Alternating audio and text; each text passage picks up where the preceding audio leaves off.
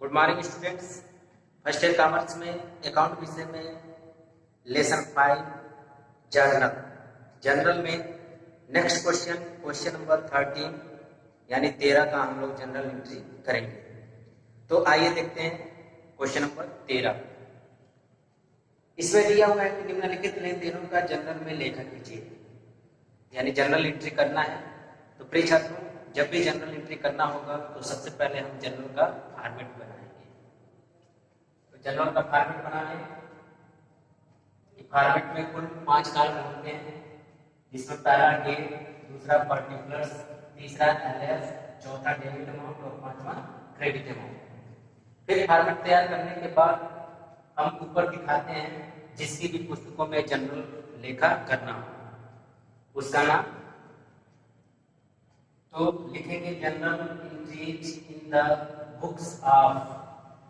अब यहाँ पे जिसकी पुस्तकों में करना होगा उसका नाम दिखाएंगे, लेकिन इसमें नाम नहीं दिया है कि किसकी पुस्तकों में करना है, इसलिए वैसे डैश करके छोड़ देंगे। अगर नाम दिया रहता तो यहाँ पे नाम दिखाते हैं। फिर इसके बाद जनरल एंट्री करना स्टार्ट करेंगे।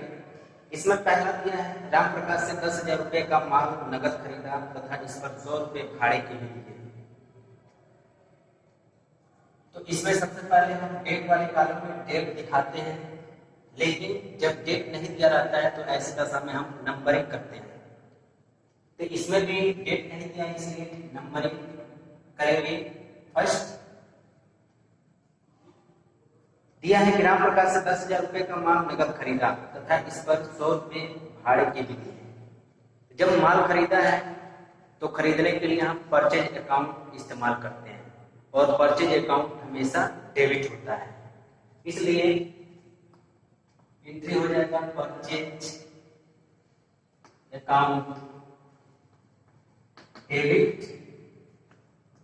और नगद खरीदा है, जब नगद खरीदा है तो नगद खरीदने पर पैसा दे करके खरीदा होगा, तो पैसा यानी रोकड़ रियल अकाउंट से रिलेटेड है, जो कि कैश संपत्ति है। जब कैश रियल अकाउंट से रिलेटेड है तो रियल अकाउंट का रूल क्या कहता है कि जाने वाली वस्तु या संपत्ति के खाते को डेबिट किया जाता है। तो जब नगद पैसा दे करके खरीदेंगे तो पैसा क्या होगा, जाएगा, इसलिए जाने वाली वस्तु संपत्ति के खाते को क्रेडिट किया जाता है। तो यहाँ पे क्रेडिट हो जाएगा टू कैश अकाउंट।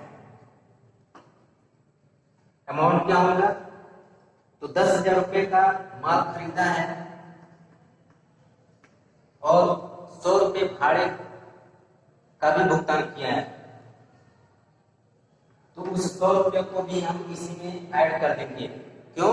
क्योंकि किसी भी वस्तु को या संपत्ति को खरीदने से लेके लाने और लगाने तक जो भी पैसा खर्च होता है सब उसकी लागत में ही जोड़े जाते हैं। इसलिए माल खरीदा है 10,000 रुपए का, लेकिन 100 रुपए भाड़े का भी खर्च किया है, तो ये भी भाड़े का भी पैसा इसी में इंक्लूड होगा। तो ऐड कर देंगे 10,100, इसलिए अमाउंट हो जाएगा आपका डेबिट में 10,100 और क्रेडिट में भी हो जाएगा 10,100। नरेशन हो जाएगा paying goods purchase and fat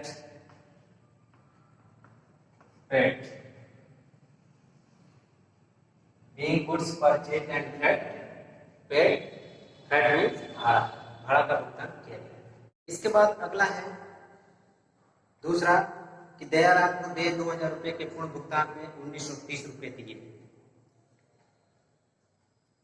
तो सेकंड, जब दयाराम को देंगे पैसा तो दयाराम पाएंगे, पाने वाले के खाते को क्या किया जाता है, डेबिट किया जाता है, इसलिए दयाराम डेबिट।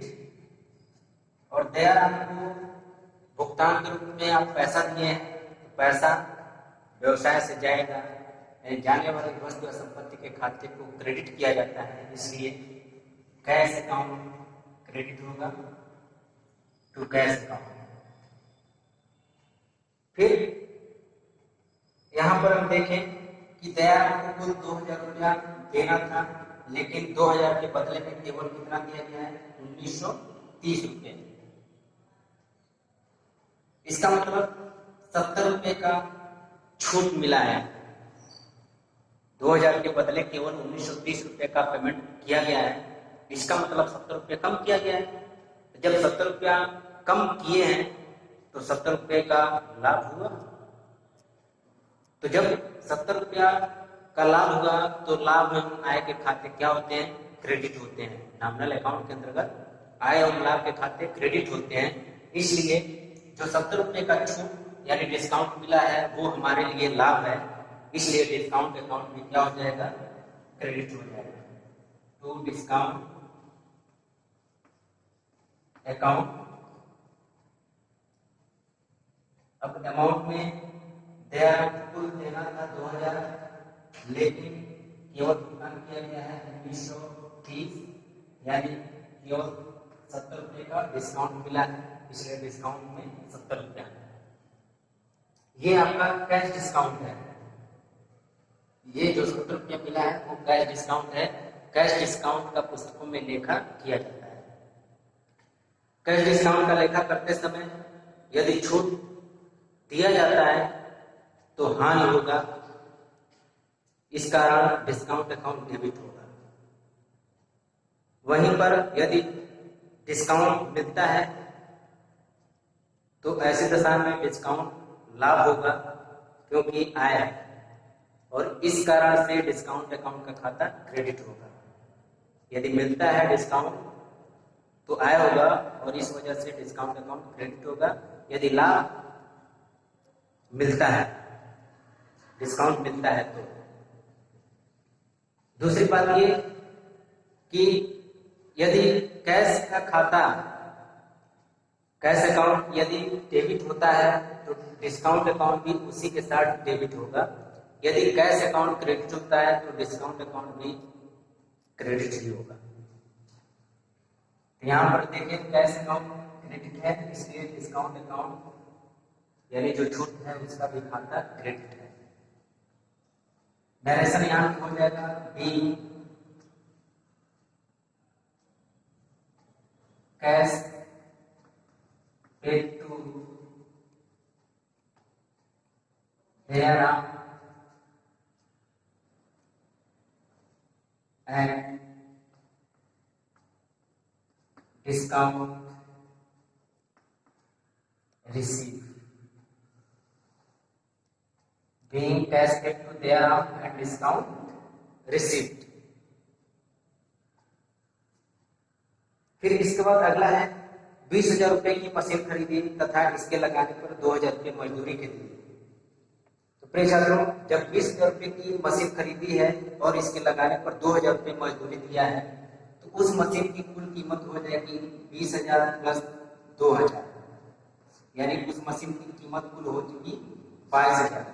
22,000 रुपये से उस मशीन के खरीदने की एंट्री की जाएगी, क्योंकि मशीन संपत्ति है और किसी भी संपत्ति को खरीदने से लेकर लाने और लगाने तक जितना भी पैसा खर्च होता है सब उसकी लागत में ही जोड़े जाते हैं। इसलिए उस मशीन की कीमत 22,000 रुपये होगी और 22,000 रुपये से ही एंट्री की जाएगी। तो जब मशीन खरीदते हैं तो मशीन व्यवसाय में आएगा और आने वाली वस्तु या संपत्ति के खाते डेबिट किए जाते हैं, इसलिए मशीन अकाउंट डेबिट। और मशीन नगद खरीदा गया है, पैसा दे करके खरीदा गया है, तो जब पैसा दे करके खरीदा गया है तो पैसा जाएगा और जाने वाली वस्तु या संपत्ति के खाते को क्रेडिट किया जाता है, इसलिए कैश अकाउंट क्रेडिट होगा टू कैश अकाउंट। अमाउंट हो जाएगा फिर 22,000।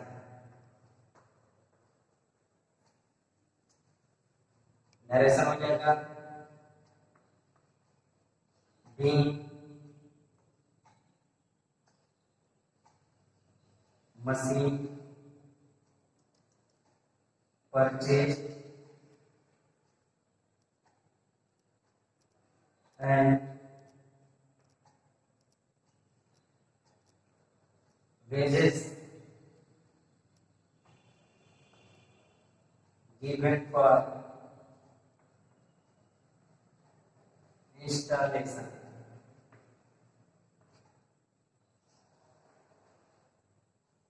Being machine purchased and wages given for installation यानी स्थापित कराने के लिए मजदूरी दिया गया। फिर इसके बाद अगला है लास्ट कि कार्यालय फर्नीचर की मरम्मत पे 500 रुपये दिए। कार्यालय फर्नीचर की मरम्मत पे यानी पैसा फर्नीचर की मरम्मत पे खर्च हो रहा है, तो जिस पर भी पैसा खर्च होगा उसके खाते डेबिट होंगे। इसलिए फर्नीचर रिपेयर्स अकाउंट डेबिट, और मरम्मत जब कराया गया है तो उसके लिए पैसा दिया गया होगा। जब पैसा देंगे तो पैसा जाएगा और जाने वाली वस्तु संपत्ति के खाते को क्रेडिट किया जाता है, इसलिए कैश अकाउंट क्या होगा? Credit to cash account. Amount है 500। नरेशन हो जाएगा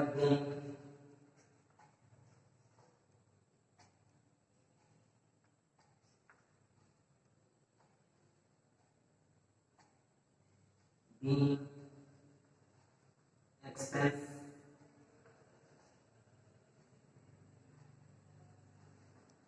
paid for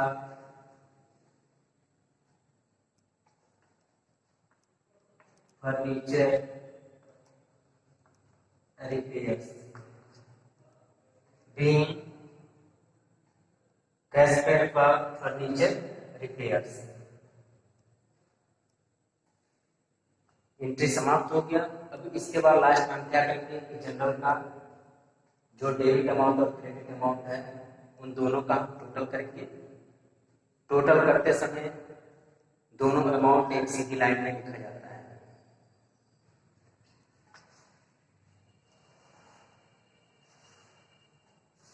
तो टोटल के लिए ऊपर एक लाइन होगा और नीचे 2 लाइन खींची जाएगी। इसके बाद टोटल करेंगे। टोटल करने में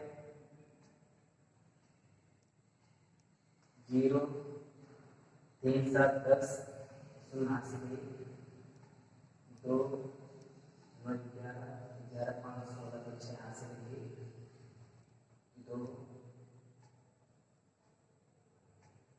2 4 2 1 3 34,600 क्रेडिट का और डेबिट का भी 34,600 यही टोटल।